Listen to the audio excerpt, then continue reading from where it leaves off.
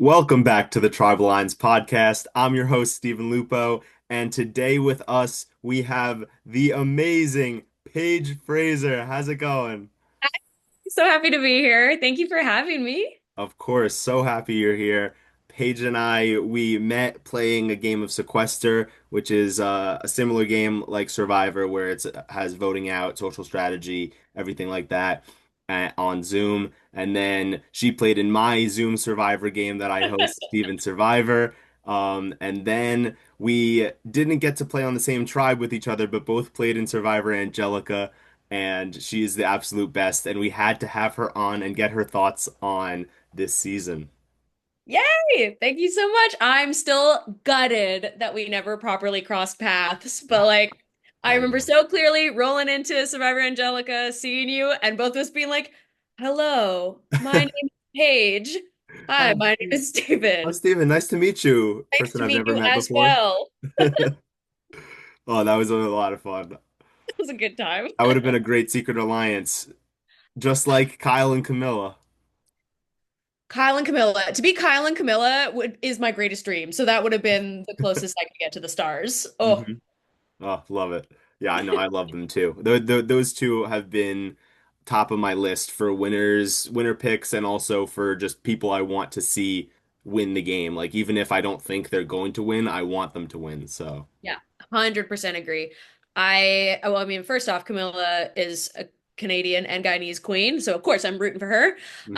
And she's a puzzle girl. I see a lot of things, and I'm just like, ooh, I feel a kinship here with her. Watching Kyle play is kind of like watching someone who is perfectly created in a lab to play new era Survivor. Specifically, he just seems so built for it, and the two of them together as a pair is so delightful, very smart, um, just very clean, clear, cool moves. Love their pair. Hope they go far. Really Yes. hoping. I know. And oh yeah, and also speaking of pairs for us, we have our the two hosts right now are both Challenge Beast of the Year nominees for Yeah, me for the Caucus Challenge and Paige for Survivor Angelica. That is awesome. So hopefully one heck of us yeah. takes it home. Hopefully marry you. Let's go. Yeah, yeah. You're also nominated for LRG Player of the Year, aren't you? Mm-hmm. Heck Mm-hmm. yeah. Thank you, thank you. Incredible. Yes. So hopefully I can win at least I feel confident I'll win hopefully at least one of them, but we'll see. Hope you take home one. I don't think I'm taking home an award because I'm also nominated for Hero, which was incredibly flattering to be nominated for. But Yes. I'm just excited to be nominated. So, Oh no, you were definitely a hero in Angelica for sure. thanks. Appreciate that. All right. Well, next game we play, let's be Kyle and Camilla because they're apparently doing it better than we could have in Angelica. Yes, yes. They're Okay, killing so for the viewers who are watching, obviously this season is a little different than most seasons for the Tribal Lines podcast. Pat and I are both very busy, so we are unable to do episode recaps every single week, but we are grouping together episodes to be able to recap for you guys as much as possible and give our analysis on the season. And this time falls in the first part of the merge, or I guess we can't even call it first part of the merge because one of the rounds is the mergatory, where it's not actually the merge. They don't actually have their buffs yet. One person wins immunity. All 13 people are voting together. I don't get it. One could almost call it the merge. Yeah. And for anyone not watching, I don't if you're like just listening to this, just so you know, the eye rolls I've been giving as Stephen has so dutifully described my least favorite twist of the new era. What are we doing? What are we doing? We're at season 48. Why is this still a thing? It's Like ridiculous. we're at Mergatory, like this Mergatory thing. We all get on the beach together. We all drop our buffs. We all play some challenges together. We have half of a merge feast. And then what? We just vote someone out? And then I just don't get it. Bring back a 10-person jury. And if you don't want a 10-person jury, don't merge yet. Because that's what this is. This is a merge. Anyway, I No, do this every season. Like, exactly. Maybe like make it one more. What I think they should do mhm. is instead of going to three tribes of five, Yeah, three tribes of five at 15. What they should do is they should go 4 rounds together in the six tribes, in the three tribes of six. And Mm. then they should go tribe swap into two tribes of seven, Ooh. which would be perfect because you have two tribes which we want to see so badly and we are never getting. And then also the dynamics that could happen with three different tribes all being on one tribe. There could be like two from one tribe and two from another, and then three from another. And now you're like, okay, like now there's a bunch of different relationships and who's going to side with who. It makes it a lot more interesting than if, like, I guess this season probably had the most interesting tribe swaps. Uh, but Yeah. but usually you're not going to get something as amazing as the tribe swaps this season. So I would have loved to see two tribes of seven, and then if you do that, you can go 3 rounds until final 11 and then merge them. Yeah. Well, and also I think a huge benefit that I feel like maybe production isn't seeing or doesn't value like we the viewers do. With two tribes of seven before the merge, the players get an opportunity to kind of feel what it's like to have a few more numbers and to have a few more opportunities and things to juggle. Because I Hmm. feel like, as we're going to see with these next episodes we're going to talk about, they go from these really small numbers pretty much back to back to back to back. They hit this Mergatory, and suddenly there's this huge block of people of 13. To go from, like 5 people to 13 is a huge ask.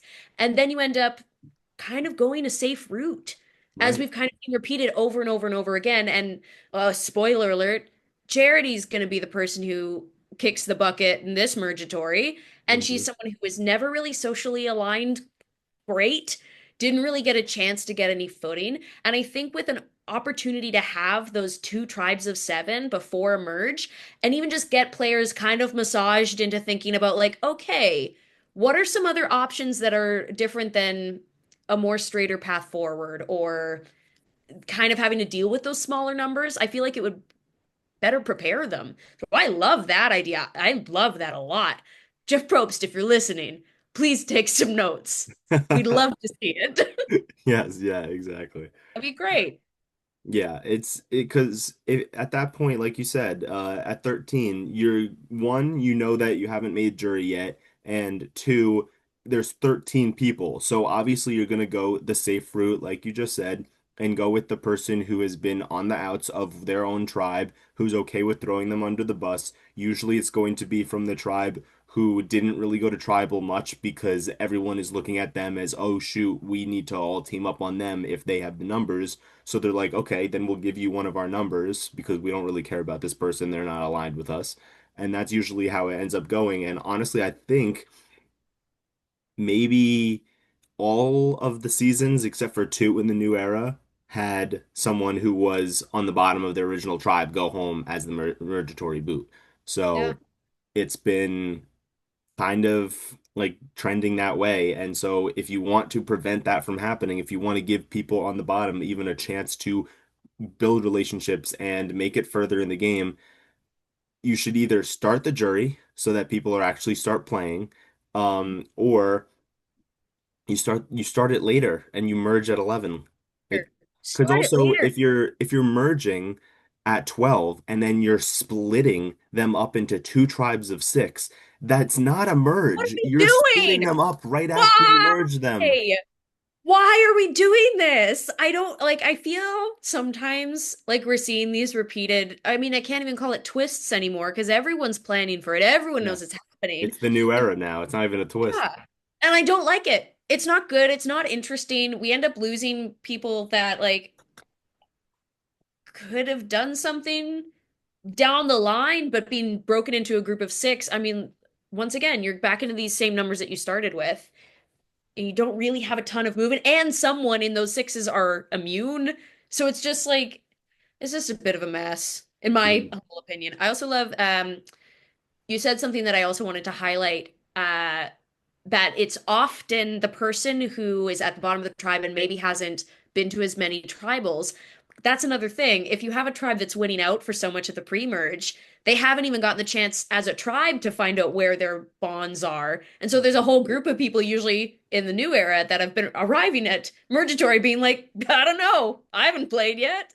Because Right. there's something to that. And sure, that could still happen in groups of, in two groups or in two tribes rather, but it's going to be less likely rather than one tribe gets decimated and then two people arrive at Merge with their like knives so sharp and ready to go. And a couple people have been like, I've never seen tribal. I've Hmm. actually hasn't met Jeff. Like, That is crazy when, because that was Charity's first tribal and she went home. yeah. Now, that being said, is Charity who I was kind of okay with losing in that spot? Yes. Absolutely. Yeah. But they didn't really help her much at all. So, Yeah. yeah, the Mergatory. Hmm. It sounds like we're mutual not fans of the Mergatory. Definitely not. I mean, I like the round. I just don't like that we're calling it mergatory. Like, just make it the merge, give them their buffs, make them part of the jury. Because I also hate this twist of whichever uh person from your team can last the longest in the challenge will make you be on the jury. But if the person on your team won't, from natural selection doesn't make it the longest and you get voted out, you're now no longer on the jury. Like that's just not fair. Like at that point, split up at final 11, a tribe of six and a tribe of five or something like that. Like there's to do it at 12 and then not have someone go on the jury, I think is just cruel. It's Because so sad. it totally could have been the other way around. If Joe ended up winning immunity, ended up winning the reward, and David didn't, then now Cedric's gone and Say is on the jury. So It was so close. It was so close. And quickly to jump back to the first episode that we're talking about, doing the yeah, damn thing, episode 6. A moment I did, speaking of say rather, that I loved Charity going for that advantage for the challenge, and she's running. She's gonna do it. She's got her bright neon pink sweater, and then Say, out of nowhere, flying out of the side of the camera, grabs the advantage, runs off. Whoever was holding that camera, you deserve a raise. Editors, you deserve a round of applause. I loved that moment. I thought that was so fun. Two people who were on the bottom, one person who knew it quite well, and one person who did not know. I thought that was so fun to watch that. Um, 'Cause it was just great. It was just a great moment of television that ended up being pretty huge narratively, with Charity hmm, leaving and Say once again getting more right, votes, right. almost being out. Oh, I'm Say. so surprised that Say got that advantage. Like it looked so obvious for Charity. Like you said, Say came out of nowhere Nowhere. and bolted past Charity. In that moment, she was running for an Olympic medal. It was incredible. I loved it. And the way she snatched it, Uh-huh. like, Say, for whatever people think of how Say plays as a game player, good, bad, ugly, she makes these moments on television for our entertainment that I think are so funny and cool. And like, if I was on Survivor, I don't know how I'd react, but I would hope that I could bring just a fraction of this kind of inherent ability to make a moment. And for her to come sprinting out of that woods, grab that advantage, and then just like saunter her way to the second half of that challenge once they got there. Uh-huh. Oh, TV. That's cinema to Oh yeah, me. no, if you were on Survivor, you'd be making moments like that for sure. I hope, but we don't know until we're there, right? And Right. Say Right. is Jeff, playing like a Jeff, come Superman. on. Jeff, Jeff, cast there's only us. one way. Jeff, you gotta cast us. I swear. We'd be All right. Something I wanted to bring up at the start of this episode to start off our Emergatory was just a comment from Star that I just loved. Um, was great. today I'm about peace. We can do war tomorrow. Oh, That was awesome. so good. I love Also, that. throughout all these three episodes that we're talking about, and the first one here, episode 6, is where it starts to happen. I feel like Star's edit just suddenly comes alive. And I don't know if it's that, like, maybe Star settled into the environment a bit more, got a bit more comfortable with the camera people, or the editors just decided, okay, it's time to start bringing Star into the story. from six, that kind of quote, these quotes start dropping, and she starts having these scenes with her fellow tribe mates that are so good. And Yeah. I This is mean, definitely Star's episode. oh, Like it's if so good. because honestly, even after this, she kind of started to veer back off to not being in the spotlight. This was her episode for so many reasons. That quote, the fact that Charity ends up telling Star that she should give the idol back, get the idol back from Eva, Yeah, and then Star immediately goes to Eva and Joe and tells them, showing them that she is with them and loyal to them. So Star is going to be Purple strong, and it seems like Purple is very tight with each other. So that's a tight four right now in the game. And then Star also throwing out Charity's name at the reward. So yeah. she's like started to get that ball rolling, and And also also that um scene with Cedric.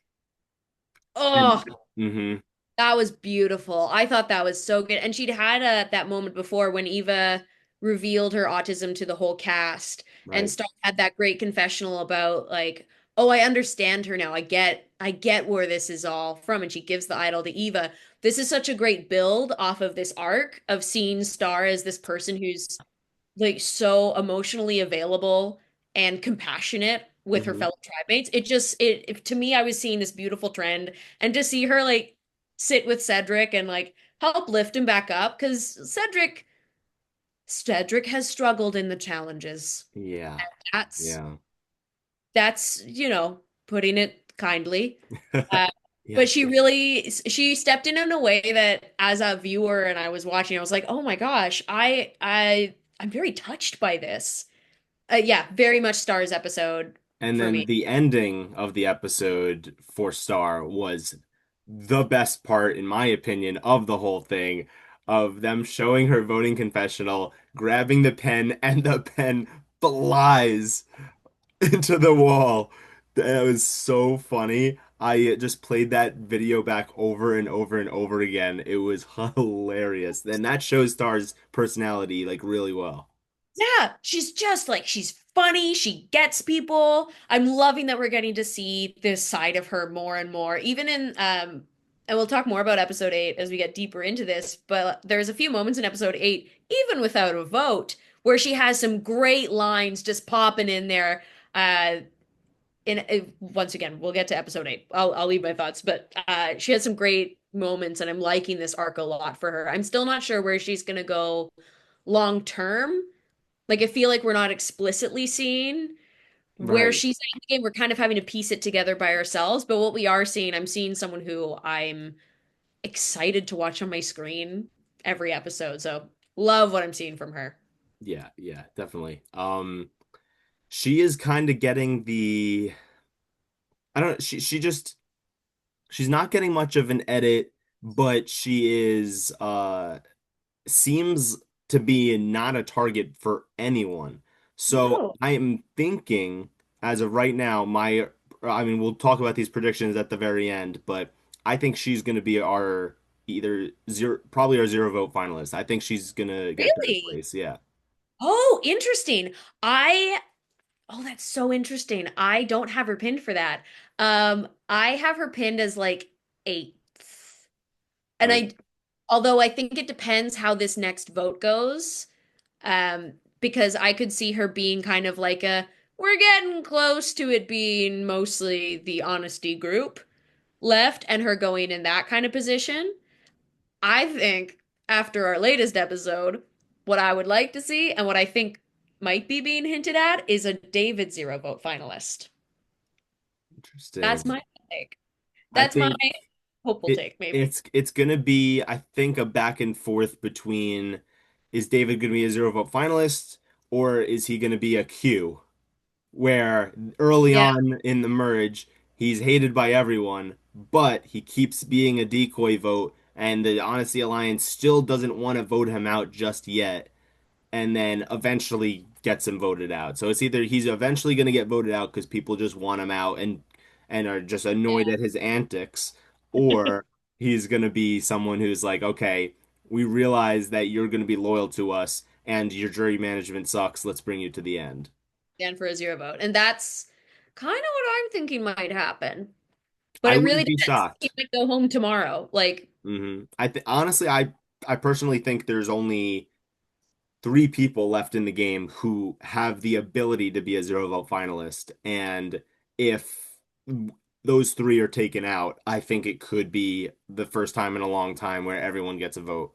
Um, I and would love to see I think that. David, Star, and Mitch are the only people that could be zero vote finalists. I think everyone else would has a good enough game to get a vote if they make it to the end. Oh, interesting. Yeah. Yeah, I think I could agree with that simply by thinking who do those three sit beside? If they were the only one of those three to sit beside other people in the game, I don't think there's a combo of people they would sit beside and get a vote from. That you're right, exactly. Yeah. Like they would have to all sit next to each other for that not to happen. I feel like Yeah. because if any of them are in the end by themselves and two other people that not in that group of three, I think it's going to be a very close battle between first and second place. And then therefore they will be overlooked. I don't think necessarily they're Yeah. going to be play a bad game, but if they're not sitting next to each other, whoever two people they're sitting next to will have for sure played better games than them. Uh, Yeah. I can get behind that. I can get behind that. yeah. Because like there's a couple heavy hitters in this cast and like I'm very curious what this finale is going to look like, and I'm really curious what this jury is going to come out thinking. I don't know what the I'm curious who Cedric's gonna vote for. Cedric who has voted for simply everyone he could have. Cedric like Yeah, he actually is the first person in Survivor history to vote for every single person on his original tribe within the first three episodes. that's amazing. How silly. How silly. And like yeah, Cedric kind of baffles me. Cedric baffles me because he's not very good at the challenges, by his own admission. Mhm. Strategically, I don't understand what he does most of the time. Socially, though, he seems so good.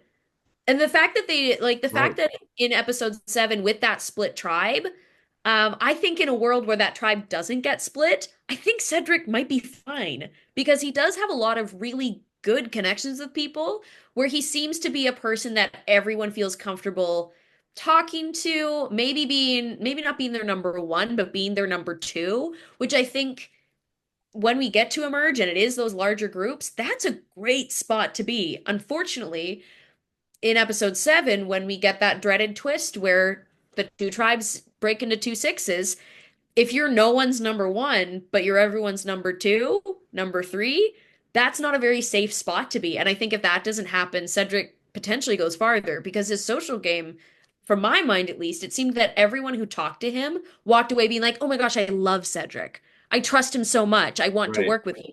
Even when his moves don't make sense to me, even when, like, challenge wise, he's not helping his team, which just happens sometimes.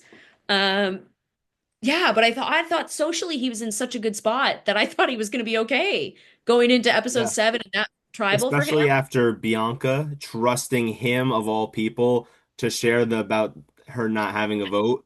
Like he seems to never, like that was the first time his name ever got brought up as a possibility for a vote. The Yeah, entire time that his tribe was just losing and losing and losing, he was never an option. And then when his tribe would lose the next time, he was not even an option. And he yeah, was always the person in the power position every single time because everyone trusted him to be in power.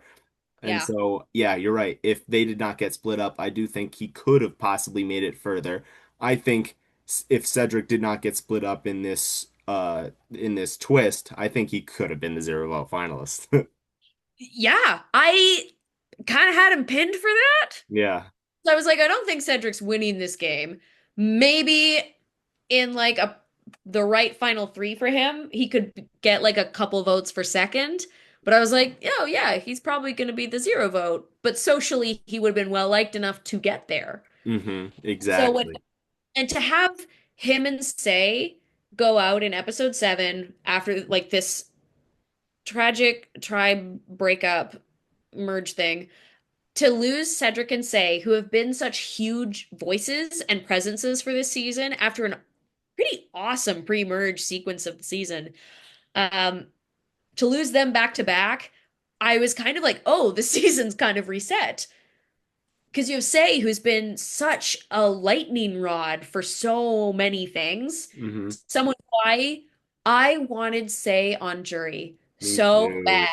She would have lit it up. She would have been there asking the questions and like giving the energy that we as viewers who fell in love with the show so long ago have waited for. Her Like, jury eye rolls. oh, it would have been good. It would have been great. Um, so I was devastated to lose Say there. I really thought that she was either going deeper than this or was for sure on jury and we were going to get this great payoff of like, Cedric, we started here and you voted me this many times. Why should I vote you? Like, I was ready for it. And so to lose her so short of jury, which brings me back to why don't we just make the jury one or two more people? Why? Why not? Right. Charity, sure, I can give or take, but Say deserved jury. She gave us so much. She was involved in so much, and then to her not make jury was really sad. I was really sad. I And know. I understood. Here's the thing, I understood the move with that six people. I was like, yeah, of course that's what happened. I don't like it. I get it, but I don't have to like it. Yeah. Yeah. It was, and with that whole move, Mitch definitely played it really well because obviously Say was going after Mitch. Mitch just wrote Say's name down twice in a row. And the first one, I guess Mitch kind of played it off as it was a fluke. Like I thought that was the move. Like I was just trying to protect Chrissy. Say wasn't too upset, not upset enough for revenge. After this time, Say was like, I'm absolutely done. He needs to be the next one out. Like I can't take it anymore.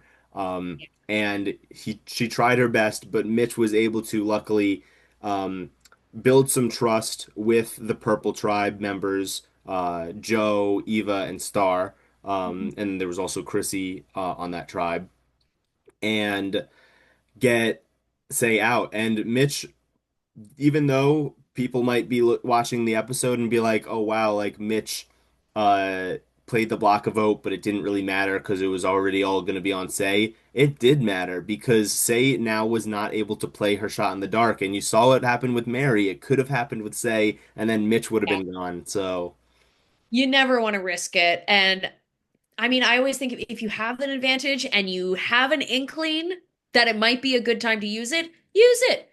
Why not? What's the worst thing that happens? Oh, you didn't need to?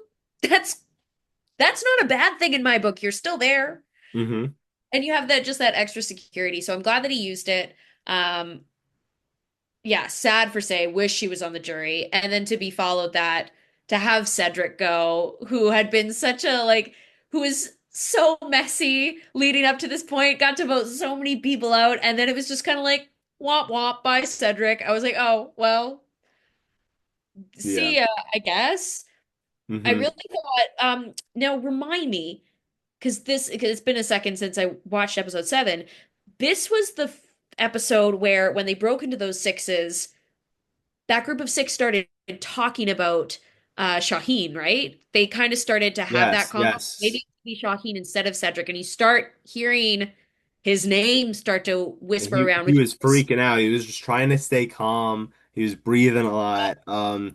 really Luckily trying he was able to to chill. be fine and they did not turn on him. But Kyle and Camilla definitely tried to get David to switch, and because David's talking about this honor and integrity, um, trying to get him to think like, oh, like he's actually against us, or he's lying to us by saying like, oh, I think Shaheen has an idol and he didn't tell us.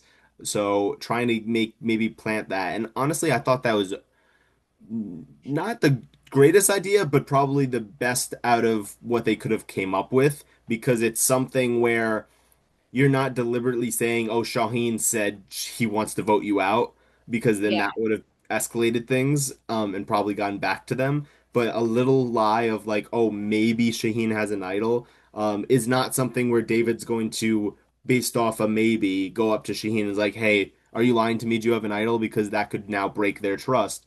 So it's just enough to have David consider, but obviously David wanted to stick with the alliance and voted out Cedric. But yeah, I know you have plenty of thoughts about the Honor and Integrity Alliance, and I do as well.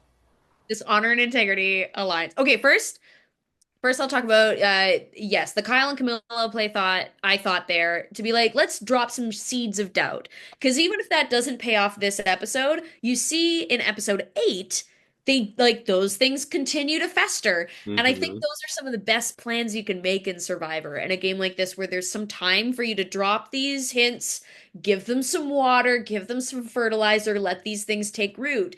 And often if you just tend them just enough, they will take care of themselves. And it seems like Kyle and Camilla are really like tending that plant. So even though Shaheen's still in the game, and I love Shaheen, I hope that he stays in longer. It's so hard when your faves start going against each other. I But know, like, I know.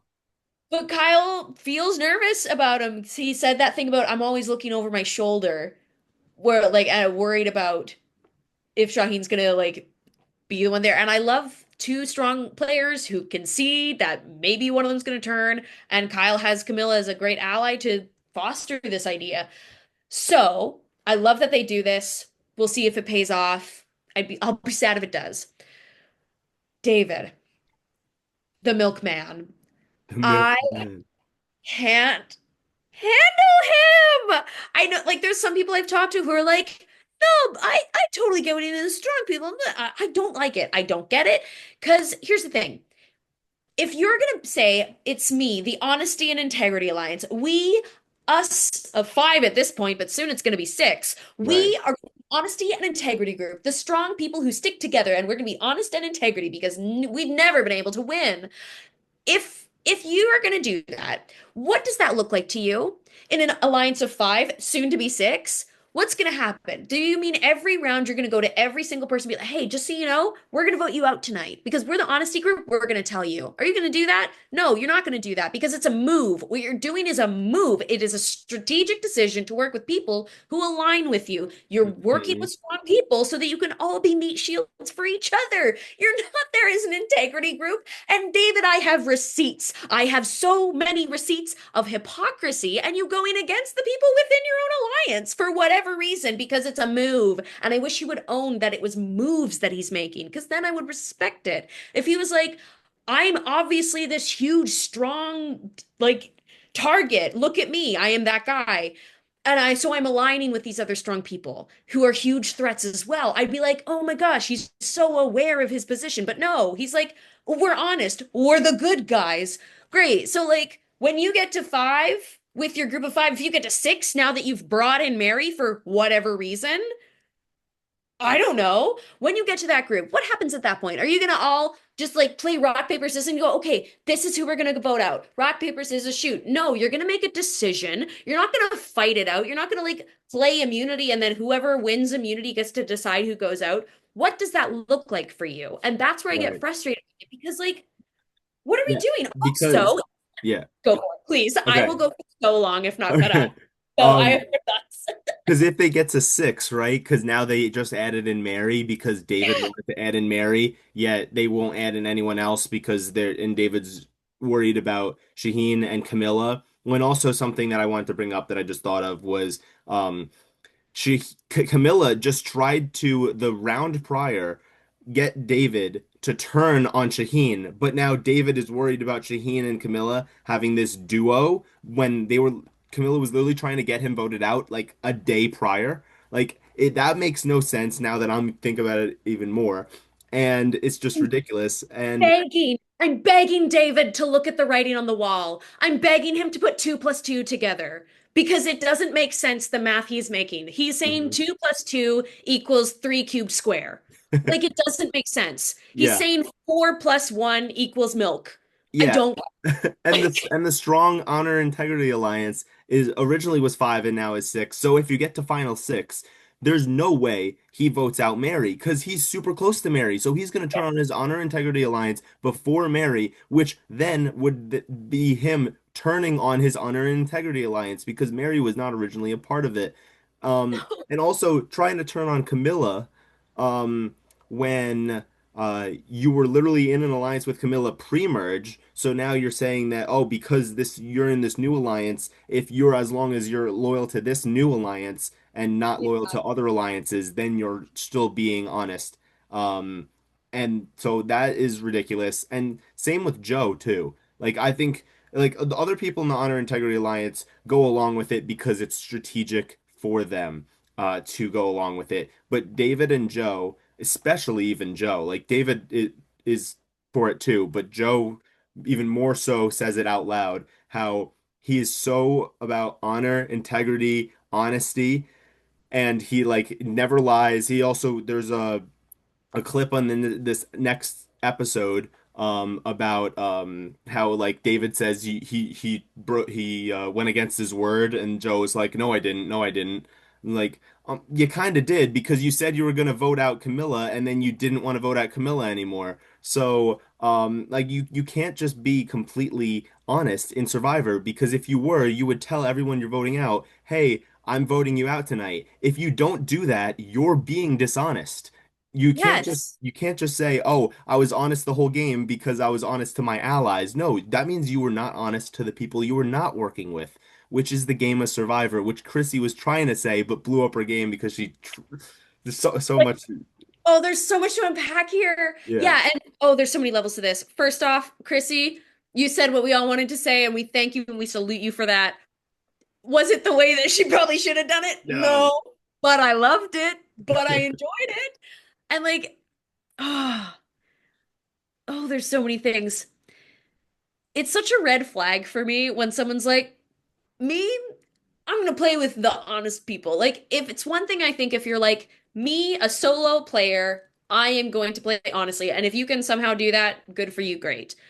But to try and like create like a little group and you're all gonna do that, I think is weird. That's a red flag for me. I don't like it. Um, I'm curious to see that full scene with Joe because and maybe this is just because I like Joe and this is my personal bias showing for him. I feel like I've seen him have moments kind of disagreeing with the alliance, but making strategic decisions within it to like go along with it. Like he has these conversations with Kyle where he seems so locked in with Kyle Hmm. and being like, I also don't really want to do the Camilla move. I would rather do Chrissy, which also Kyle brings up a totally legit reason why they should take Chrissy out first, being Hmm. like, hey, Chrissy's saying Joe's name. And then David just completely flips and kind of like continues to cut him off, doesn't allow him to be part of the conversation. And I just think it's a little bit like I think it's just a little bit weird. Joe, I at least see him having conversations outside of this alliance, like the majority talks that they have, that I'm like, okay, I'm seeing maybe a bit more of an individual. He's definitely an honor player. Like he reminds me of like not quite Tom Westman, but more in that vein. Versus David reminds me of the milkman. I don't know. I don't know what he reminds me of, but Joe, at least I can see some logic at least. And he seems loyal to one person rather than loyal to like the full group. He's Hmm. loyal to Eva completely. And I believe that entirely. Okay, now, speaking of Joe and Eva, good way to get into this challenge, which was all about duos, all about partnerships. And it was interesting because as people started picking their pairs, obviously David's gonna have his little crash out moment where he's like, Shane picked Camilla and has a whole spin out about that. But what I was more looking at, it was like the moment Joe and Eva paired up, I was like, oh, well, there's our winner. Amazing that we're gonna run a whole challenge when I, the viewer, know exactly how this is gonna end. This looked like a really fun challenge. I'm not sure how great I feel about it being like a thing now, like of it being like How an it's we're always pairs like at least once. Yeah. yeah, and it seems to always end with something a little bit iconic that if I was on that beach and I didn't make it to the end and I didn't get to do the telephone pole challenge, I would be so choked. I was so Choked. upset that that happened every single time that it's always an absolute staple of Survivor, the challenge that ends up being at the very end where it's the final four of the challenge ends Yeah. up competing. It's like there was like I think they did in 44 where he had to like hold on to the wall on small Yeah, yes. like Yeah, I would be so sad if I only missed four like people and those then iconic yeah. endurance challenges. Yeah, the endurance challenges should absolutely be everyone competes. Like Yeah. if you're gonna do this where like the final four make it to the last spot, like make it like a puzzle or throwing beanbags or at a target or something. Like Yeah.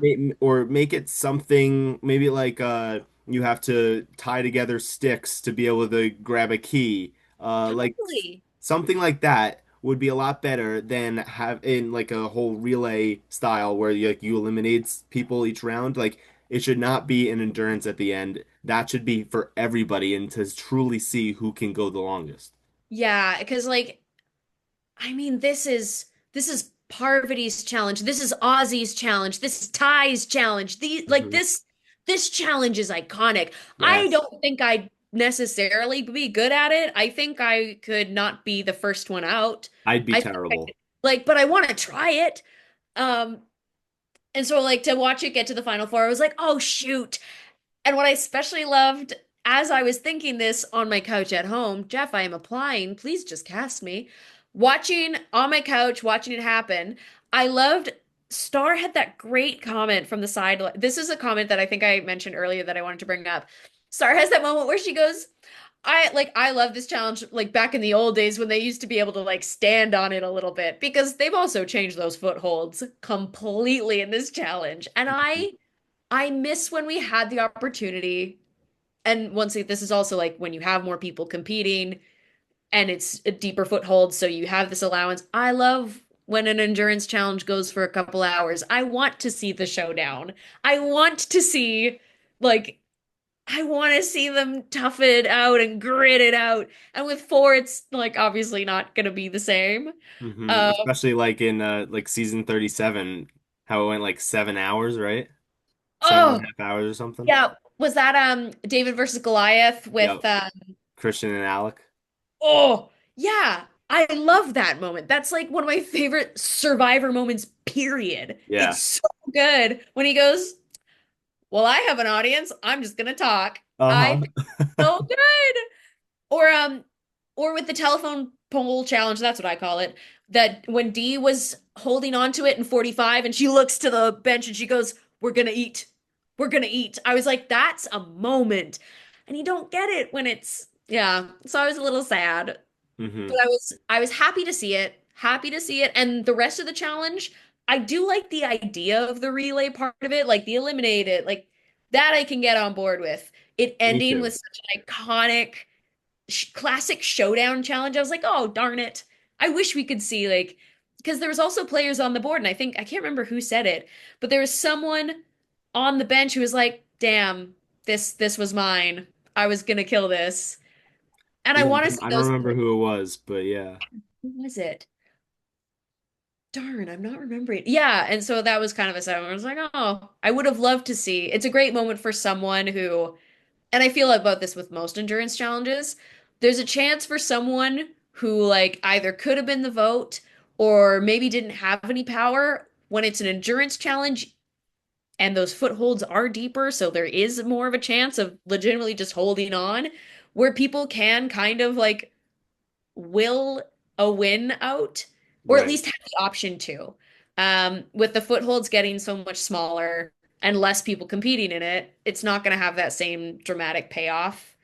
Now, obviously, if you go there and Parvati Shallow's there, all hail the princess. She's going to hang on and she will win, and I'll be happy. Yeah, yeah. And yeah, like you were saying with the fact that like it should be like everyone competing in it to make it more interesting and like to see a showdown maybe happening and see how long people can truly like last in the challenge. The more people there are, probably the longer it'll go.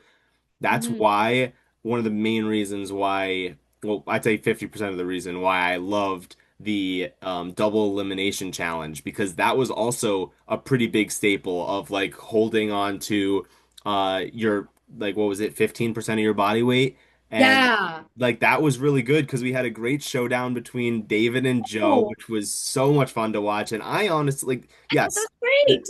yes, they're really strong, but usually the strong people are these big guys who have a ton of weight, and so they end up doing poorly because they have to hold up so much weight. How is David and Yeah. Joe probably weighing really like a lot, and they're able to keep their weight so easily? Like they went for so long. Well, like, because usually with that challenge, and he always says it so clearly with that, where yeah, there it's the cranking one, and there's the bucket of the. Oh, it's so good. Mhm. Yeah, or Um, they, as Jeff calls it, the Gabler challenge. yeah, which is so funny that it's now the name of it. Um, Gabler I will think forever be in our hearts. what's the he always says at the very top of that challenge, he's like, it's some percentage of your starting body weight. Yeah, So often starting body weight too. Yeah. those big guys who have all this muscle have dropped a ton of weight. And like even if we as viewers can't see it, they know that they've dropped a lot of weight because like they're starving. And so it like they're holding a ton of weight and they don't have the proper nutrition for those beautiful muscles. So usually yeah, they don't do great. If you're a Survivor Australia fan, do you watch Survivor Australia? I do, yeah. I'm almost done with this season. I had to catch up on it, but All right. I'm loving Australian Survivor. Oh, good. Honestly, I love it. low key, I kind of like it better than US Survivor. It's really good. I really, really like it. I really enjoy what they do there. But I was going to reference they did essentially this challenge on their heroes versus villains, and it was really fun. And I thought that they did it in a way where, like, yeah, you saw strong people beasting it out, but I remember Liz having quite a performance on that one where she was just kind of like goofing off the whole time. But to show like you don't have to be the beefiest, bulkiest, and often that person doesn't win. So to see this showdown of David versus Joe was pretty incredible. Even if I'm not a fan of their like huge alliance that they're a part of, that was really fun to watch. And it's fun to see that happen. We like those moments. Hmm. Um, and we love when they're underscored by someone on the bench. That was so funny. Yes, that was why I loved the challenge, honestly. Like the fight Ugh, between David and Joe was great too. But Shaheen on the bench, oh come my with God. somebody's heart. Like Yeah. it was what it's so funny. Shona Waka, Shona I'm Waka. I'm that person on my couch doing that, and then he's doing that, and he's doing it on the beach, and I just felt I was like, oh my gosh, this is a fan. Like I just felt like I saw my when I see Shaheen doing that, when I see Star doing that little shout out to like the past versions of the telephone pole, I was like, oh my gosh, those are the people I want to be when I'm on that beach. I want to be referencing this. I want to be the guy who does and then they turn it into a whole thing. It was so good. Right. Editors, when the editors go off, then there's no one better on TV. When the editors go off, when they do these kind of moments, when they do the Genevieve, like piecing it all together montage, when they do the boys' night The montage. boys night on 45 was probably Ugh. should win an Emmy or what is it? Is that what it's for movies? I don't know. For TV, it's For Emmys. Yeah. TV? Yeah, okay. Should Like win an Emmy. it's so good when the Survivor editors have fun like that. Oh, it's just joyful. And so Mhm. that was a great moment. Yeah, and Hon- you don't Honestly, get I that. don't think they did it. I don't think he did it very much though. I think he probably did it like two or three times, but they just They kept just looped editing it. it together as if he was doing it over and over and It was over again. so good. Yeah. Just yeah, it was delightful. It highlighted this great moment that was happening in the challenge. It was so fun. I liked it so It much. also shows his social game as well, Yeah. because like a lot of people are laughing. Everyone's like think it's hilarious. Everyone's laughing with him, and they just see him as this like fun and funny guy to be around. And I think it's definitely helping him downplay his strategic abilities because we see both Kyle and Shaheen in confessionals talking about how they're a part of this honor and integrity alliance and strong person alliance, but even though Kyle thinks he's strong, he is not honest. He does not have integrity. He is playing this game for himself and being strategic and lying constantly, and he owns up to it. And Shaheen, same thing, in addition to Yep. him also saying, I'm also not this strong big guy, but if they want to call me strong, like I'll go along with it to be a part of the alliance. So both of them understand they have to lie and deceive, but they also know that faking that you're honest will get you very far because people want to take Yeah. you far because you're honest, and also you're in a majority alliance. You might as well. In this particular cast, if you say, yeah, I'm a totally loyal player, that apparently is going to get you final six. So you may as well go with it. Uh-huh. I Or love, or or if you say you're an honest player, it'll get you final five. Plus, if you are Mary and you attach to David, then you're officially in, and only David gets to bring in anybody. only David gets to decide who's in the Shaheen cool. can't bring in Camilla. Kyle also can't bring in Camilla. Like, Mhm. yeah. Shaheen is such a fun player archetype for me. He's one of those like super well-rounded, like he's good in the challenges, he's good socially, he's good strategic. And I can almost like see him trying to like watch that threat level, but he's one of those guys that he just seems so like naturally charismatic in that way that like, oh man, you can try as hard as you want, but people are gonna see you.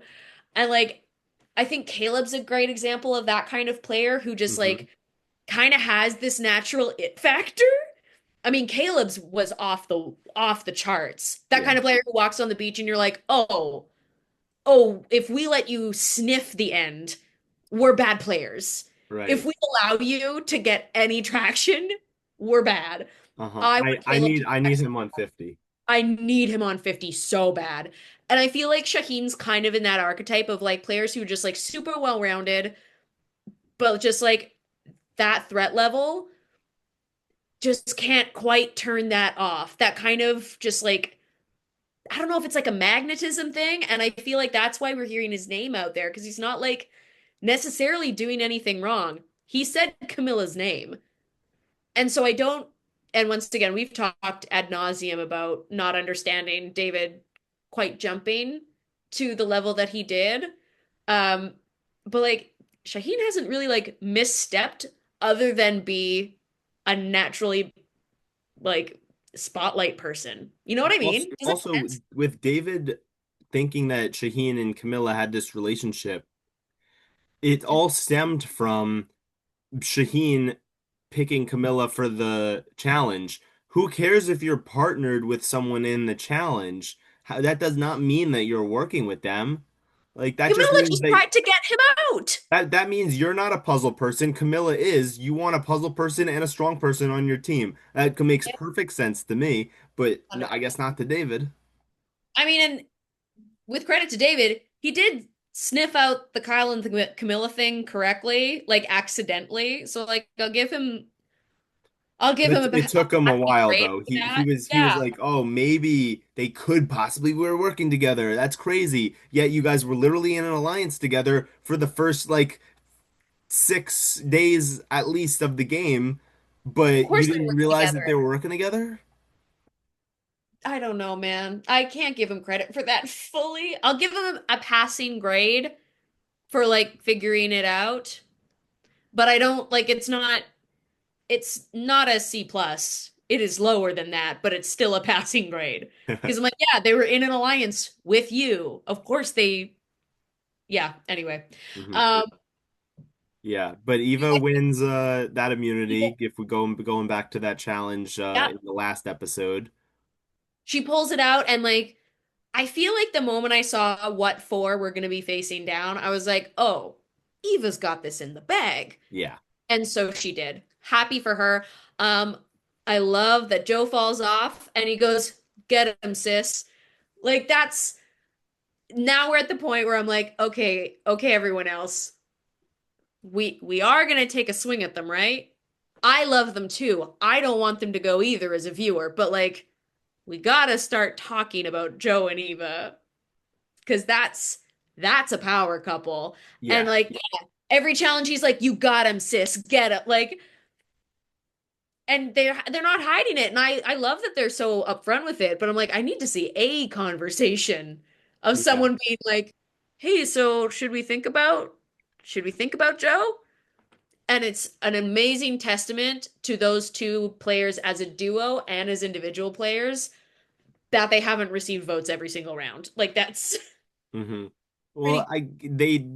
I think a big there's two re main reasons I think, and yeah, they should be receiving votes for sure. But one, they're in this honor integrity strong person alliance, and even though it is like honor integrity, I truly think that that's more so their individual feelings on the game and how they think they want to play the game honor and integrity. But I think if I had to choose one reason why they're working together, is it because they're all honor and integrity, or is it because they're the strong people? I think it's a little bit more towards the strong people, and then it turned into honor and integrity Yeah. because, David wanting to work with Joe, wanting to work with Kyle, wanting to work with Eva, bringing in Shaheen. Um, I think they were mainly trying to just, like David said, like if you're a strategist, if you're a puzzle person, like you that means you're the target. Um, and so trying to keep all the strong people together, which I do understand. Like lately in the new era, I don't think we've had a single strong person win unless it's a strong female, and they have not necessarily come off so obviously as a strong person because you have to think of it by solely looks, not challenge performance. Because David could probably lose every single immunity challenge from now on because all he did was win one that was completely strength, and most of them aren't complete strength related. So David could possibly not win a single one, but he looks like a strong person. He looks like a challenge beast, someone that would normally be targeted pretty early on in the merge, if he didn't have a super, super solid alliance. So I think that's where he's coming from, where he wants to work with the strong people because usually they get targeted early and they can't make it very far. And usually the strong people who do make it very far lose the game because they didn't play as good of a game strategically or socially as whoever they're sitting next to at the end. So they kind of want it to be like, okay, if a bunch of strong people are at the end, then now anyone has a chance to win rather than if you're a strong person at the end, but you brought someone who was a great strategist a little bit better than you, doesn't matter that you're strong, you're still going to lose. So if it's a bunch of strong people, it's about who's the best strategist of the strong people. So I get that, but the honor and integrity thing is ridiculous. And also the way he handled it at tribal council was terrible. Awful. And like, I have a lot of thoughts about the whole like us strong guys need a shot. Because like if you look down all the winners of Survivor, yeah, I'll give you that in the new era it is harder for that archetype. But like so much of the series is Is has strong people examples like of strong Tony. Tom Tony's a great Winston, example. like Tom, Tony, Mike Holloway. Hmm. Um, there's a lot. There's more in my head that aren't coming to me.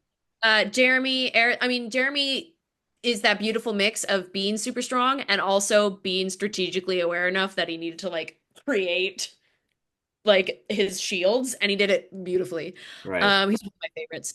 Um, like Aris, I didn't actually watch that season, but I know that he like Yeah. pulled out a final win at the end there against Terry. Hmm. Um, and oh, there's a few more people that I had, but who's to say? But yeah, there are The part plenty that of I them. found, Boston Rob. yeah, Boston Rob. Like there's so many examples of this where I felt as I was watching him like go off on his like strong guys about it so hard. He was doing this at Chrissy, who is the oldest woman of the game, which famously has never done well when it comes to the late game on Survivor. And so I was just like, what are you doing, my guy? Like here's Chrissy who like knows she's getting votes tonight. Like she to me was and she'd also kind of set this up for herself the tribal before. But like she was just like spitting her truth, trying to make something happen. I think in another cast, something else probably does happen. Hmm. Um Yeah, and David even said that is like You were just on the wrong cast.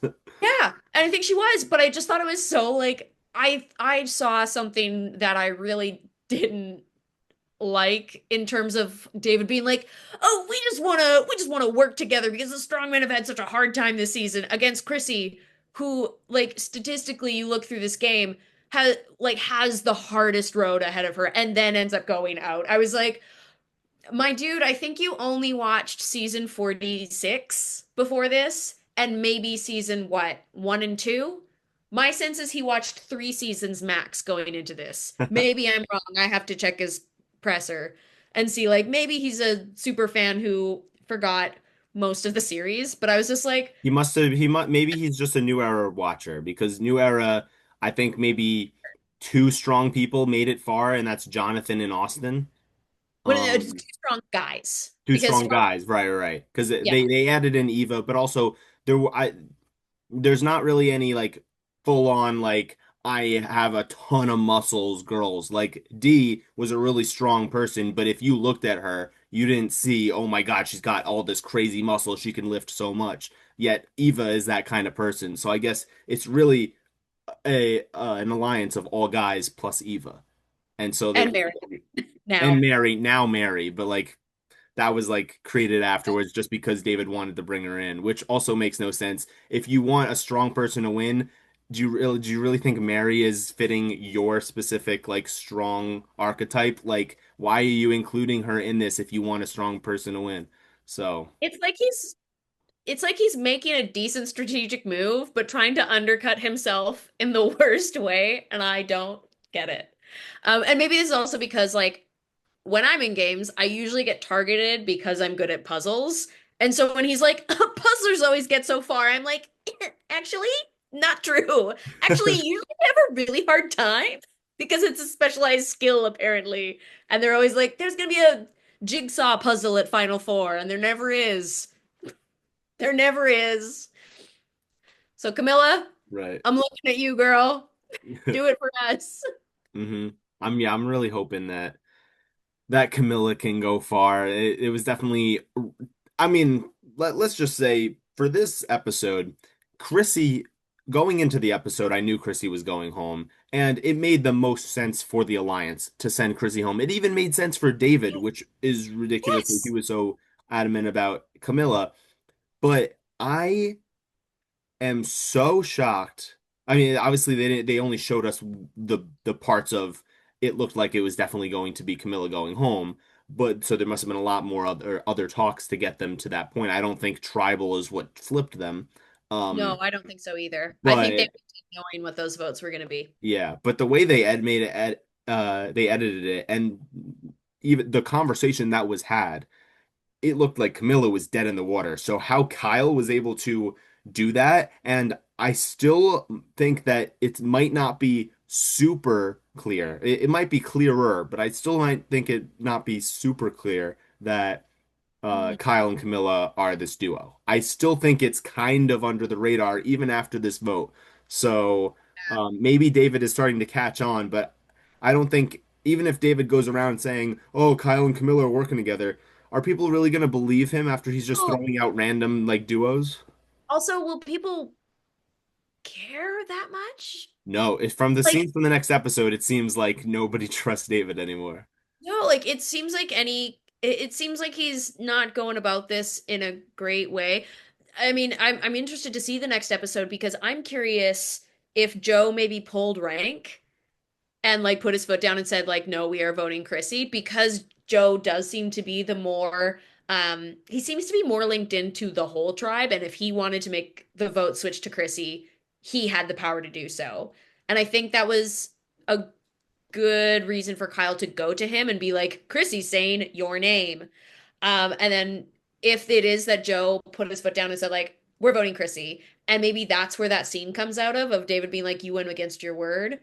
Hmm I'm curious if that's what happened, because Maybe. that would help it make sense to me. Um, because I hmm can't, yeah, that's my guess. Yeah. Also, Of, something at Tribal that um I know we keep bashing David, but something that Chrissy said that I was very surprised about and didn't really love. from her response is that she was like I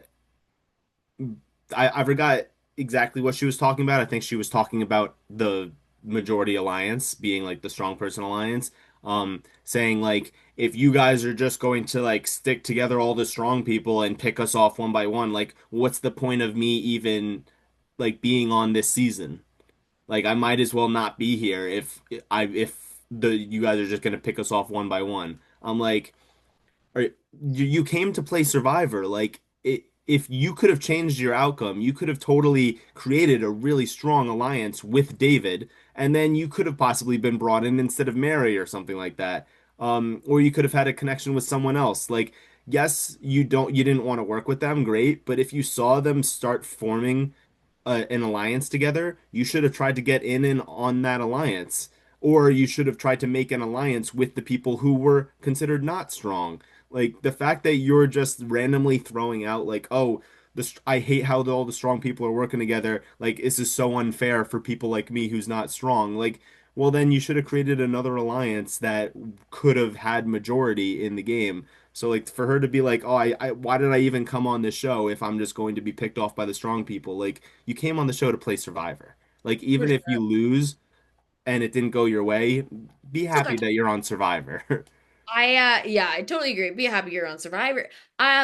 Something that like I'm wanting more from this season and this edit, uh, is I do feel like we're getting so much from that majority alliance, and I don't know where those other people are. I don't know if there was conversations of let's try and make something happen, and is someone within that group an absolute no, and is that why it's not coming together? Because Well, I do there was until Kyle heard Camilla's name, and then they shut it down. Because that's why Camilla, and something we should also talk about is the journey to decide who was going to lose their vote. Oh Um, yeah. Mitch In and that Mario Camilla, Party minigame, the, yeah, so it's a Mario Party video game. it's essentially like there's this game on one of the Mario parties that is essentially that game where there's little fruit falling down a tree and you don't want to grab a wasp's nest.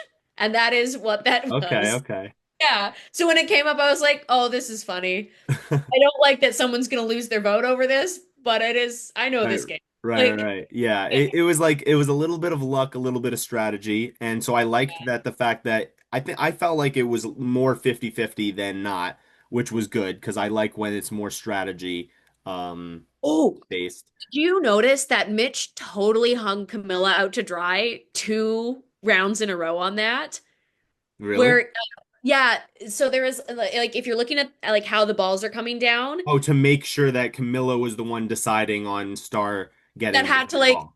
screw over Star. Yes, yes, Right? on I was purpose like, because he could have. Yeah, right.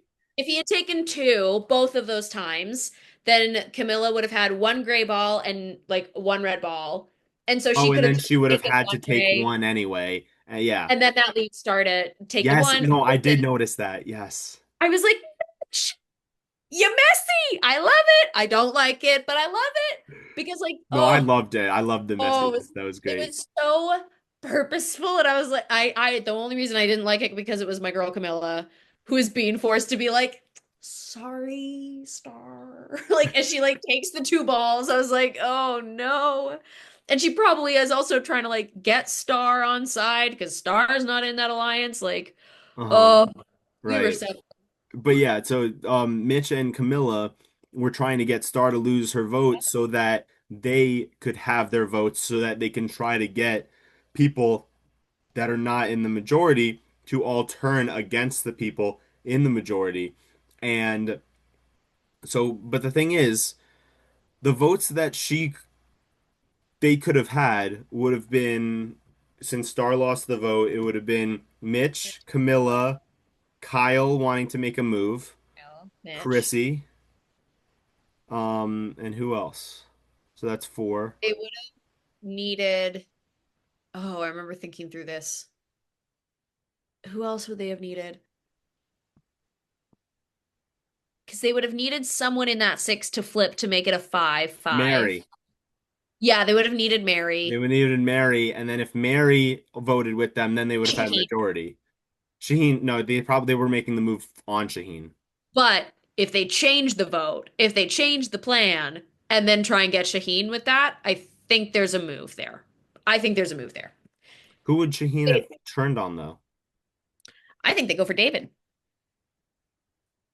Well, at that time, I think they trusted David 100%.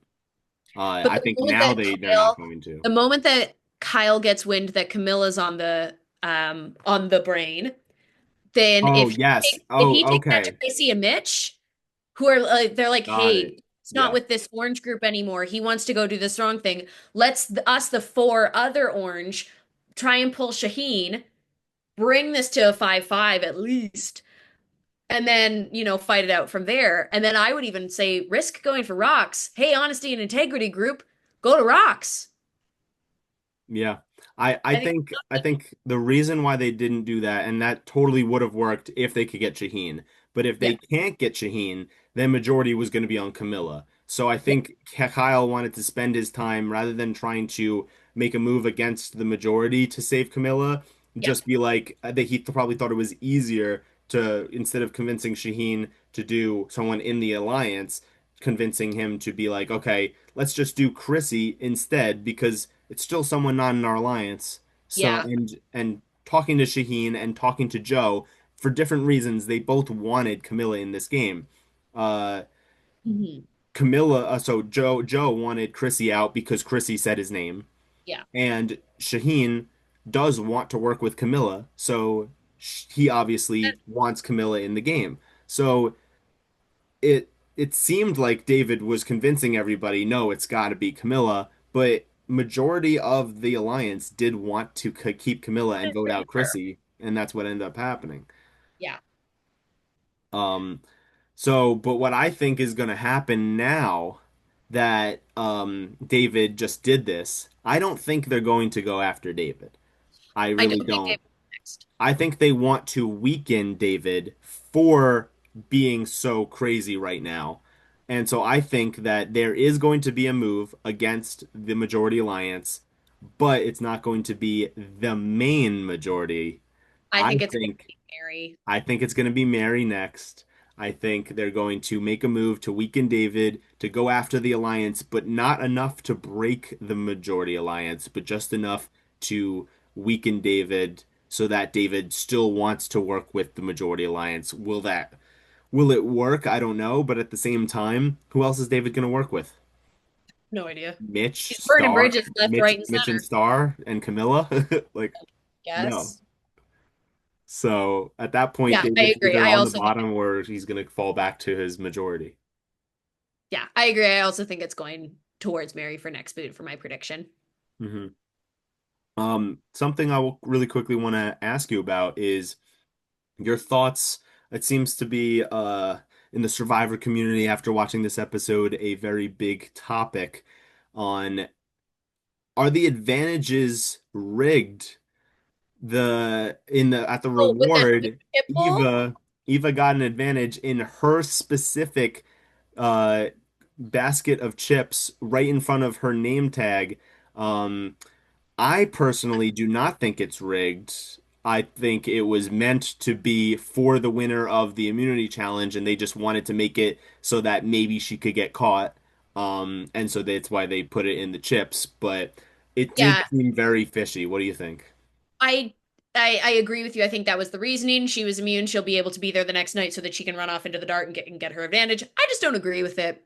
Her big advantage was winning immunity. She already won immunity. I don't know why she's being potentially set up for another advantage. And I would Right. feel the same no matter who had it. I'd be like, that's kind of annoying. So you get a bonus advantage on top of the immunity. That was my feelings on it. I Nothing, yeah. not rigged. I just disagree with it. Yeah, I definitely don't think it's necessarily rigged, but I feel like it's just the fact that the winner of immunity gets it and they already won immunity, it shouldn't have been that round that the immunity winner gets it. It should have been that they should have at least said that maybe it was an advantage that was going to be given to the winner or something like that. I mean, they kind of did like, congratulations for your efforts of winning, like something like that, and like you get this advantage. So I guess it was probably just part of the game, and it just happened to be Eva winning, and people are thinking they're rigging it for Eva, and they didn't. I just think it's a silly thing to give an advantage to an immunity winner. It should be something that is just hidden completely. Like it should have been Yeah. hidden for like no name tags of like where people need to sit. Just put it in one of the bowls, and whoever sits next to it sits next to it. Whoever happens to grab that bowl of chips, I love it. I love when whoever grabs the bowl of chips gets that. I get them if the reasoning of giving it to Eva specifically was to be like, okay, so she will for sure be here next week.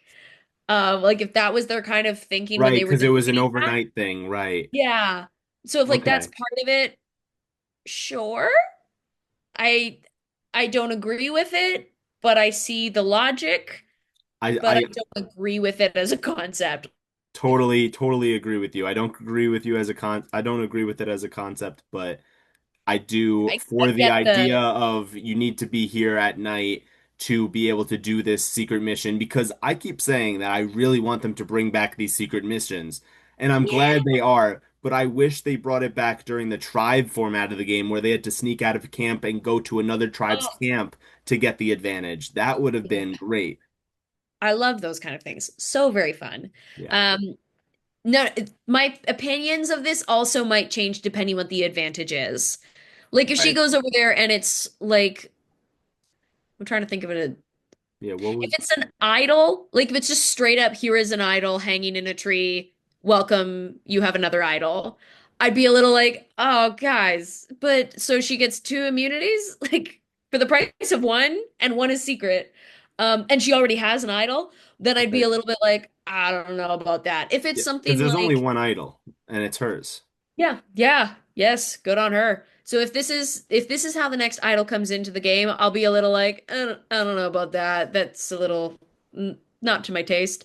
Right. Um, but if it's something that's not going to be quite as potentially game breaking, then maybe I'll be like, yeah, sure, she got an extra vote, which like I mean, an extra vote can also change the game. Nothing against it. But if it's something like that, or maybe if it's something that we haven't even like thought of before, um, then maybe I'll hear it out differently. But based on what we know right now, that's how I What feel. I really want to come back, even though it is kind of like an overpowering advantage, I do want to see it be played because there was an advantage that came into the game early on in the new era that it got taken out literally like 2 episodes later, never used again. The And advantage Sarah had from 44, which was the inheritance advantage.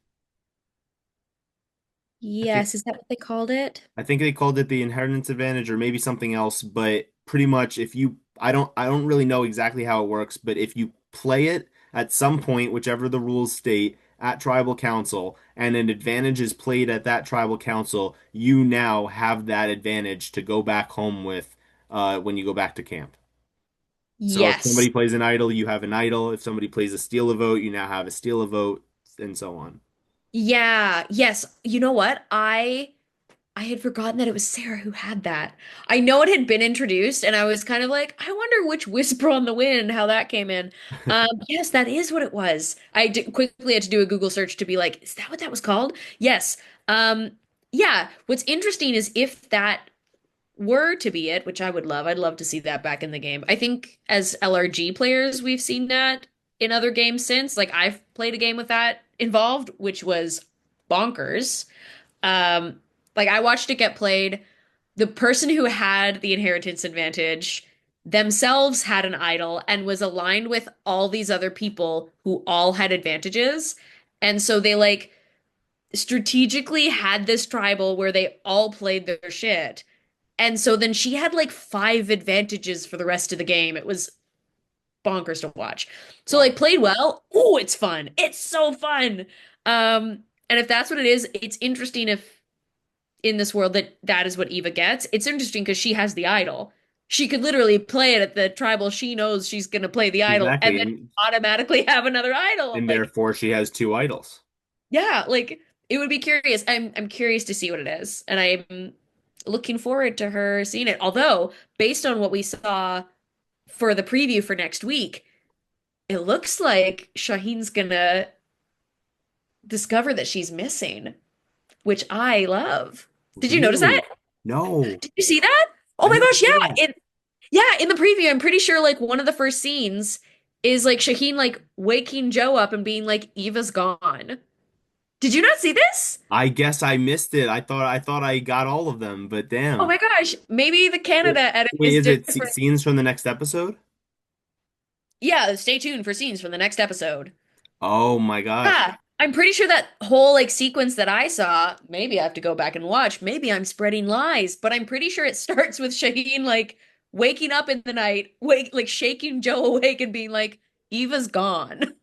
Wow, I'll have to go back and watch Oh if my that gosh, is the yeah. case, but that is going to make for some really good TV to see what happens and if they find out that she is imagine Joe is like, "Oh my God, Eva didn't tell me." So that could be Yeah, interesting, but I don't I'm know. Maybe I completely missed it, but I thought I didn't see that in the episode. I thought the I'll double scenes from check. the next episode started with David saying that Joe got went back on a road, and then it was scenes from the next episode or next on Survivor or something like that. Yeah, because I definitely remember that part too of him be like, Joe went back on his word, and then there's the two of them, like two mob bosses in the hammocks, going like, "You went back on your word. Uh-huh. I didn't go back on my word," which I thought was very funny. Yeah, Um, yeah. and then of course we get Joe that is beautiful. like, "Oh, I would never go back on my word. What are you talking about?" Like, you're playing Survivor. You're always gonna have to Okay, at one point or another go back on your word. I would actually love you to own it. It's kind of like Mike Turner. Mike Turner played a great game. He did not own his lies, and that's why nobody respected him at the end. Yeah, in my opinion, own the lies, and I'll be fine. If we get to the end and you cut me, and in Final Tribal you're like, I lied to you, here, here, here, I'll be like, tip my hat. Didn't see Exactly. that. Well Exactly. done. Good Um, job. so yeah, so scenes from the next episode. I hope that is what happens. Well, actually I don't because I want Eva to get away with it as a secret. But we'll see. It could cause good drama for sure. Um, Very curious. and then, but yeah, Looks pretty much like all the David scenes for the next is, episode is about David and yeah, everyone being weary of David now.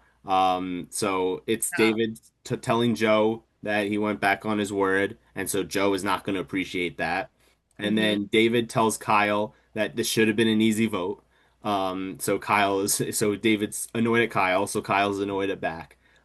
Yeah. Shaheen tells Kyle that he's with him, so Hmm. looks like they might end up working together, or that could be a trick, and Kyle is finally going to take a shot at Shaheen, or so we'll see. Uh, Hmm. and then David has a realization that two people are working together. Um, I'm guessing this realization is Kyle and Camilla. Um, They're working together. I think that's what he does in it. They're working together as if that concept has never occurred to him. Like, which I was just like, David, yeah, yeah, man, they are. yeah, I'm curious to see if anyone else on the tribe cares as much as he does, because it seems like him making such a huge deal of it doesn't seem to be coming off great. I'm interested to see how it all plays out on that front. yeah, And then, of and course, we get that final moment from Shaheen in the preview. hmm yeah, the welcome to the party, David. Let's party. I mean, Love that. you want to go on Survivor and deliver that confessional. It was hmm so good. He's so good at narrating. I'm really enjoying him as a narrator. Absolutely. And Joe says to Kyle that David's demeanor has changed. Um and Eva says I think talking about Mary and David that they're extremely paranoid. Yeah. Um and I do think that is going to bite Mary specifically in the ass. And the fact that David is just getting talked about left and right about, bad things having to do with his the way he's acting. I don't think people are want to take a shot at him. I think people are just like, you're acting crazy, you're acting paranoid, like chill out. And David's not going to chill out. And then they're going to be like, fine, like we're not going to turn on David, but at least we'll take out Mary. Yeah. And probably they'll probably pull Camilla in, because most of the Alliance wanted Camilla in the game anyway. And then David's gonna be like, "Oh, what are you talking about? Wow, wow, like I was right this whole time. Like you guys do want to work with Camilla. You are turning on Yeah, me." man. He's Yeah. like, "You Had you started listened to the this." conversation that they all had with you when they were all like, I think we'd rather keep Camilla, then maybe he would have known. But too Yeah. late, David. I think too late. We'll Well, see. no, well, he kind of did know. That's why he wanted to get Camilla out because everyone wanted to keep Camilla, and it's like, no, we're doing Chrissy. Like this means that you're not loyal to us because that means you're loyal to Camilla. Um, so It's he's it's so gonna say bad. he called it, and even though they were working with Camilla, they still would have eventually voted out Camilla, I think. But David kind of screwed it all up, so they're like, all right, I'd rather work with Camilla now. Yeah, I think so too. I Yeah. think that's where we're headed. So I would love to know your predictions for Final Tribal Council. It is Final 9 right now, so we're still 6 eliminations away. But what are we thinking right now for the 3 people in Final Tribal, and what are there going to be their placements? Who's third, possibly zero vote finalist or not, second, and who is your winner pick? Oh, this is so hard. No one's actually asked me what I think the final three is gonna look like. So that's a big Hmm. question. Okay. Because I also have this alternate universe fan fiction writing ending that I've also dreamed up that involves Joe and Eva ending up in the fire making challenge and Joe having to like throw fire making for Eva as his like last big hurrah um of like honor and he would never betray her like that. Um but what I think we're probably rolling towards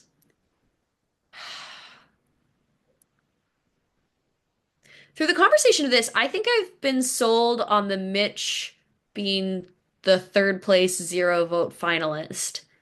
Not because of anything like necessarily wrong he's done, but just because I think that he ends up sitting beside people who win over him, or maybe he gets 1 or 2 votes, but I think he could probably be in the third. He's had a super sympathetic edit where I feel often the person in third place, we get a really great sense of who they are as a person and why they're there for all these like very personal reasons to them.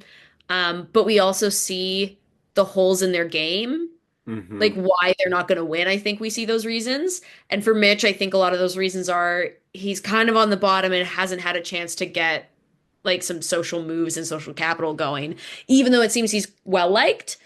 Um, but his name kind of gets tossed around a little bit without being a serious consideration. So I think I've been turned towards the opinion that Mitch third, whether that's zero vote finalist or 1 or 2 votes. Hmm. And And I then I think think with Mitch, I think it's similar to Ben, I think, yes, because yeah. Ben was also someone who during the uh double elimination section of the game was highly considered as one of the 2 people to vote out because he was going to be a threat to win the game because he was a very good social threat. And Joe kept saying over and over and over again in confessional that Mitch is a threat to win this game. If we let him slide, he can get to the end and win this thing. They said Q said the same exact thing about Ben, Yeah. and Ben ended up getting to the end but got 0 votes. So is that the Yeah. same thing for Mitch that people are overestimating Mitch's abilities and he because he's staying at the bottom of the tribe for the entirety of the game, he will end up getting 0 votes. I could totally see that. Or like a 1 or 2 because I do think Mitch has a great story and does have these great connections and has performed well at challenges. So I do think there's a world he's able to get a couple votes. But From what I think the Chrissy. real Chrissy battle is hates going to the strong person alliance. If yeah, she so. does. I think it's going to come down to one of our pairs sitting at the end. And Oh. I'm really torn on whether I think it's going to be Joe and Eva together at the end or if Kyle and Camilla are going to be able to get to the end together. I think Kyle, Camilla, Mitch is one world. And I think Joe, Eva, Mitch is the other world, in my opinion. Hmm. Because I think we've seen these 2 pairs be so locked in with each other in very different ways. We're being meant to care about them a ton. We're seeing them pretty sympathetically Like, I do think Joe's gets a better edit than David. David, to me, is not winning the game. Star, not winning the game, based purely on edit, if I was gonna like read through. Hmm. Um, Shaheen gets to the end, I think he should win. If Shaheen gets to the end, he should win because I think he's great. I think he's so good. And I think he would have a really good shot at it. Because I think he's a good talker. I think he's been well linked strategically in there. I don't think Shaheen will make the end. I think he's too that guy. So I think it's going to come down to a pair. Who else is left? Mary, I think Mary's going next or pretty quickly. So then who does that leave? Does that kind of leave? Yeah, so I think it's going to be one of the pairs and Mitch Okay. is my prediction. Okay. Whether that's Joe and Eva or Kyle Camilla, I don't know. Um, if it's Joe and Eva at the end and you're asking me to decide who wins, Yeah. I don't know. I don't know how they decide that vote. I think I that's think they would pick Joe. you think they pit Joe? I I I think because of something that Chrissy did say, which I think could possibly help his case, even though Eva has the autism, the It's a idol, great the story. advantage, the Those a great story. Like Eva could totally win, but Joe also has a good story and is seen by Chrissy as the person who is in charge of this alliance. So yeah. if if he ends up getting to the end and people perception is everything. So if everyone is perceiving Joe as being the ringleader of this alliance and he got to the end, as long as he had good jury management, I think he could win over Eva if that was the case. Cause and then they Potentially. could see Eva as like his like sidekick. I I mean it's interesting if they go that route for sure.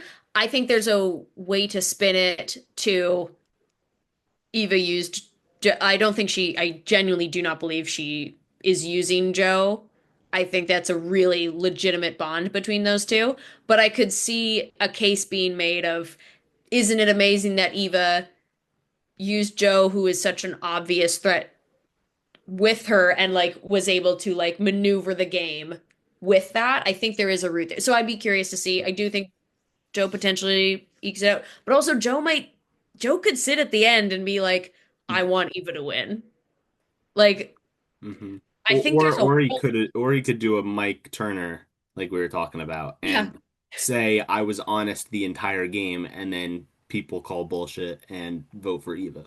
yeah, which like I could very much see. So yeah, I do think it's gonna come down to a pair. If it's that those two, I think it's tough because they both will be like, yeah, I was locked in with this person to the end, and here we are.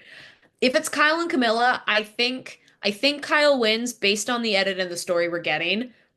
I love Camilla, and if she does pull this out as a win, I would love that. I just think that Kyle will automatically have a couple votes from that like strong guys alliance, pretty locked in. Unless they somehow decide that he was too dishonest. But I think Kyle would probably win over Camilla based on the story we're seeing. It just seems that we're I getting more of agree. I Kyle than agree, yeah. Camilla. Even though So I would want it to be a close vote, I would think it would break down like that. First, second, third, Kyle, Camilla, Mitch. Um, and if it's Joe, Eva, I think that should be a tight race with Mitch also there. That would and be my so guess. if you had to give right this second, it could be wrong. You could change it in a few minutes, but if you had to pick right this second, your winner pick for the season. My winner pick is Kyle. Okay. Yeah, I think we've gotten so much from him. And I would like to see him win. He's really rootable. He's the kind of player I like to root for. I like his relationship with Camilla being a really great mix of a genuine uh personal connection with someone and also like a game recognized game. Because the holes that Kyle has in his game, Camilla has in spades. The things that Camilla needs from this game, Kyle's got that for her. So they're a really great match. Um, yeah, so I like that duo a lot. I do think we've gotten more of Kyle's story and more of Kyle's perspective, which is why I think of the two, he's the winner of the two. Hmm. Yeah, but I So love for that. me, like I said earlier in the podcast, I think Star is our third place. I think it's gonna be Star or Mitch. Um, Whoever gets screwed over in the next few episodes, one of them probably will be out in the next 3 to 4 votes. Probably the next 3 votes, I'm guessing one of them will be out. Um, and then whoever survives, I think, will end up being the zero vote finalist. Um, unless maybe they get one vote from somebody, Chrissy or Cedric, because Cedric's a wild card. I'll Um, vote for anyone. he'll vote for anyone. He'll be like, "Oh, I was the underdog this whole season. I want to vote for the person who's not going to win, so that they get a vote." Like he could totally do that. Ooh, Um, Stars there, Cedric could vote for her because of their connection. yeah, yeah. So maybe there won't be a zero vote finalist this season. Um, Who do you and think's winning? Who do you think's winning? so second place, I think, is going to be Eva. Yeah. I think Eva is going to make it far. I think Eva is going to make it to the end. The fact that she hasn't been targeted, she is in this duo with Joe, but Joe seems to be perceived by most people as the leader, and Eva does have an idol. So you need to really be able to blindside Joe and Eva in order to take Eva out. So I think they go the safer option and vote Joe out. So I do Mm. think Joe will not make the end. Um, and as a result of that, I think Eva will be able to wiggle her way to the end. But whoever she's next to, I think she's going to lose to. I think the winner will either be Kyle or Shaheen. Yeah. I think one of the two. I think if Shaheen doesn't get blindsided by Kyle within the next 2 to 3 votes, he's going to win the game. Whoa. Um, Oh, yes, that was the other thing. He had a great confessional. Was it this latest episode where he was it like, was the if I could do double this, I'm elimination. going to win the game. It was the And double then I was elimination. like, Yeah. If he has control right now, he has control of the tribe. If anyone wants to make a move, they have to go to him. So if he can maintain this control throughout the game, he will win this game. I did love that confessional. Usually that confessional happens when your game is about to go to shit, and yeah, his game has not gone to shit yet. So gone a it little bit to could shit. be. It's I gone mean, rocky, but it hasn't gone to shit. I mean, It would be Kyle great and to find Camilla are Raph if she. considering voting for him, but Yeah. like the fact that his name has been brought up, but has only received one vote, both tribals, um, it's he's showing that people are targeting him, but at the same time, who is the one who is there? There was one recent winner who was targeted early on and then made it very far. Oh, Rachel. Yeah, Rachel. Rachel And was also, someone if who you're was. watching Survivor Australia, I don't know. I've not watched, I've not finished it, so no spoilers. oh my gosh, yep, for sure. But yeah, so Everyone on that season's like targeted. yeah, yeah, no, seriously, everyone, literally everyone is getting targeted from that season. Um, so I think that if Shaheen can keep surviving, kind of like Rachel, where she was targeted very early on as a big threat, but then was able to go a few rounds not being targeted, gaining back momentum, and then eventually getting to the end. Now Rachel won from winning immunity challenges and having an idol, but I think Shaheen will be able to do that while still staying in a majority.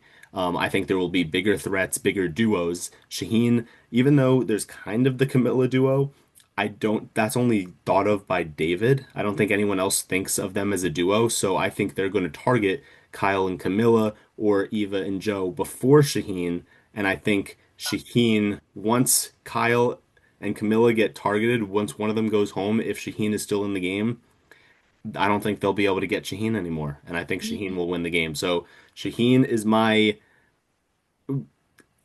Shaheen is currently my winner pick. It has been Kyle this whole entire time, this whole season ever since Kevin got voted out, who was my original winner pick. Um, it No. It went from Kevin to Kyle, and this was my order of guys. It was my top four people to win was Eva, Kevin, Kyle, and Shaheen, preseason.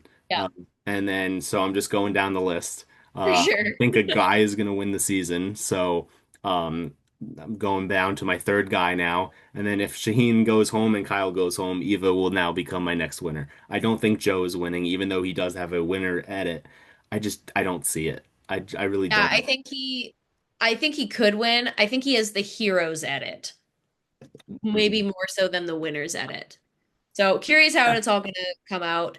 Um, Also with Shaheen, something that is completely not game related, but it makes me think. Uh, in all of my Survivor that I've watched, I can't remember exactly who these people were, and how exactly they did, but I know that whenever somebody has a humongous black beard and mustache combination, they either win or they get extremely far and become the strategic mastermind of the season. So, just from his beard, I think he's winning the game. and what a beautiful beard it is. Maybe I got to work on that for my next game. What do you think? I think that's the ticket. Absolutely. Yeah, listen, if you want to win, you got to grow that beard. Amazing. It's a All right. gorgeous beard. It is. It is. Paige, thank you so much for hopping on and recapping this first half of the merge slash mergatory with me. This has been so much fun. You're so much fun to have on, and we're definitely going to have you on again. So thank you. Yeah, thank you for having me, and thank you for having me so late. I know we're in different time zones, but we're holding on there because we love this game. That's Even though right. we talked so much shit, this particular podcast was a lot of what the hell are they thinking? hmm But that's Hey, because we're listen, passionate fans, and I love that. exactly. We're passionate fans. We got to tell it how it is and how we're thinking, and it's a harsh reality, but yeah, we got to give our opinions for everyone to listen to and reflect on, and we are our viewers. Like I we could be playing and people could be ramming into how terrible our games are too. So Oh my gosh, if I ever get on this show, I hope people tear me apart. Obviously, I hope to play a game that gets me far, but I would love to listen to people rip it apart. Like I Mhm. think it'd be fun. Yeah, absolutely. I want people to be recapping me on podcasts once I'm on Survivor. So that's When the it goal. happens, I'll be cheering you on, Steven. Amazing. Same with you, Jeff. If you're watching this, because of course you're watching this podcast, cast I'm saying it's brilliant TV. It writes itself. us. The Emmy awards itself to the season you cast Paige and Steven on. Yes, yes, absolutely. All right. Well, thank you so much, Paige. Thank you so much for having me. And of course, and we are going to be back next time for the second half of the merge, which will be right before the finale. And so we're going to recap every round from now until the finale and give our finale predictions. So definitely wait for that, tune in, and until then, see ya.